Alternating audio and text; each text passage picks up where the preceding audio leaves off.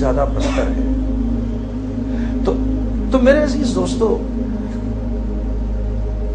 بات جو سمجھ میں آئی، جو انبیاء علیہ السلام ہمیں بتاتے ہیں، وہ یہ بتاتے ہیں کہ ہم دنیا کے اندر انسان بننے کے لیے آئے ہیں۔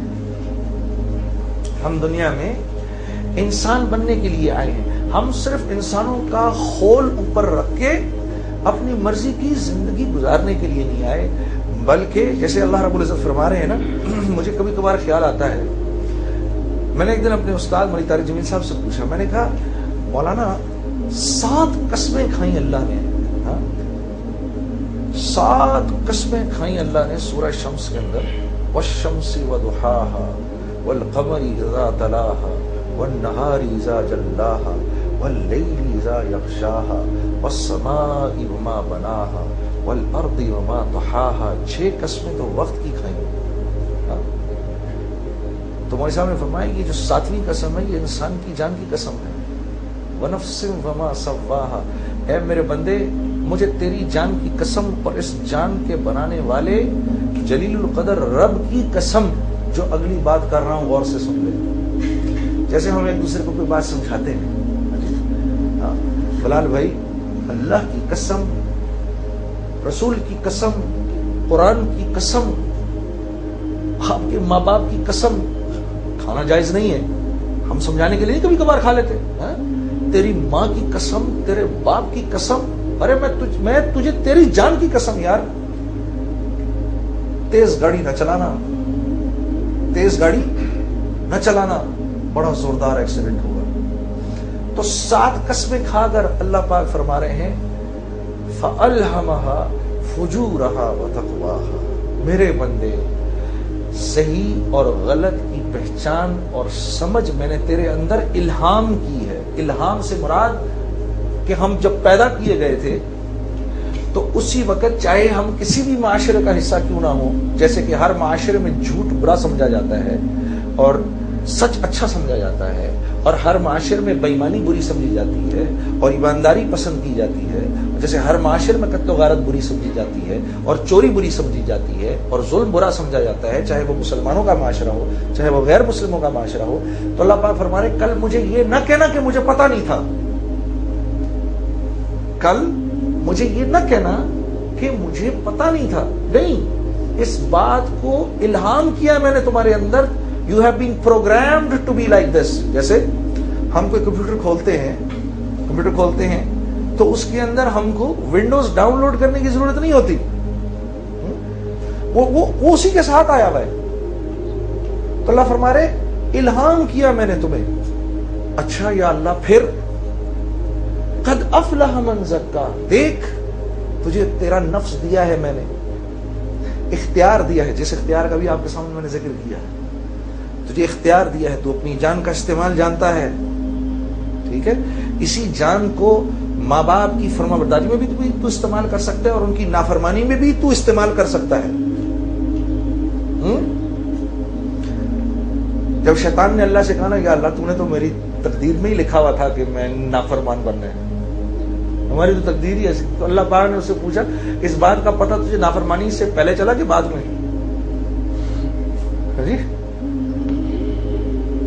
تو یہ اللہ نے مقدر نہیں کیا، مقدر اللہ نے کیا چیز کی ہے، جو ہم کہتے ہیں نا مقدر کیا ہے، مقدر یہ ہے بات مانیں گے تو کامیاب کر دوں گا، یہ تقدیر کا حصہ ہے، نافرمانی کریں گے تو پکڑ کروں گا، یہ تقدیر کا حصہ ہے، اور اتنا اختیار دے دیا۔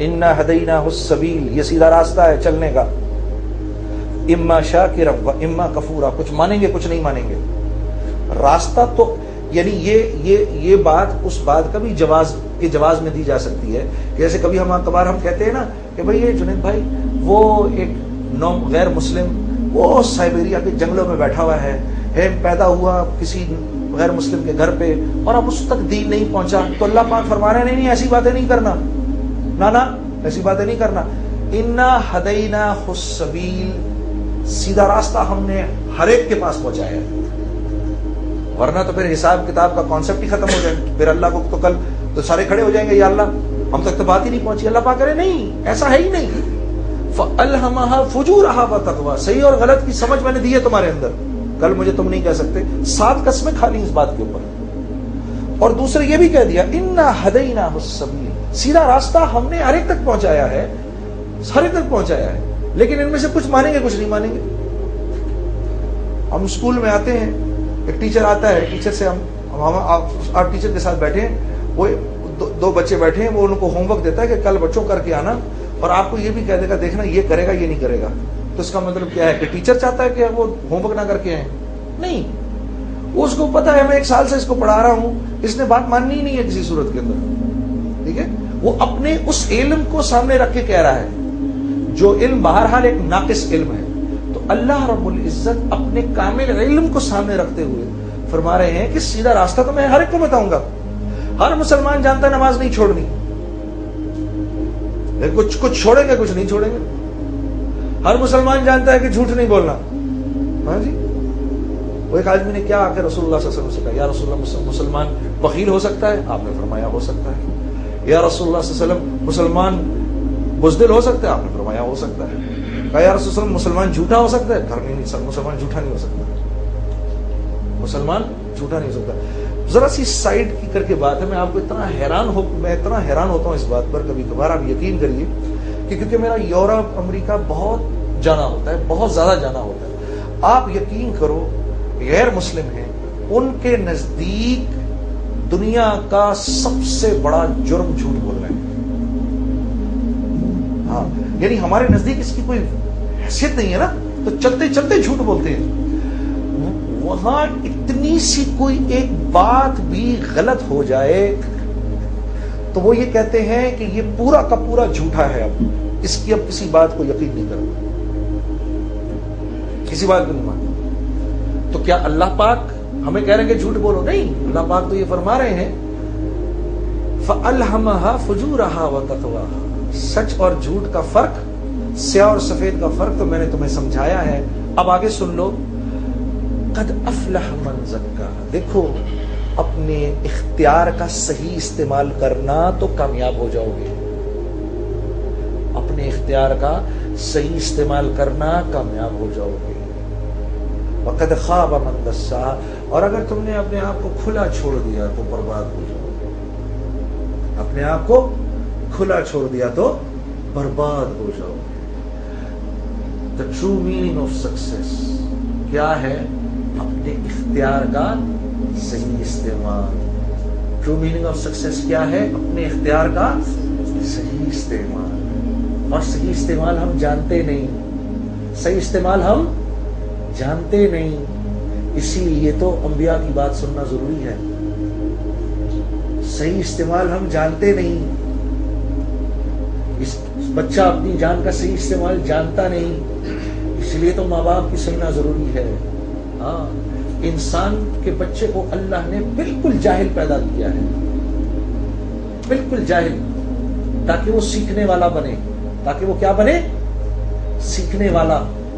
ہاں، بکری کا بچہ 2 دن کے اندر کھڑا ہو جاتا ہے اور گھاس کھانا شروع کر دیتا ہے، بکری کو اس کو سمجھانے کی ضرورت نہیں، پری پروگرامڈ ہے۔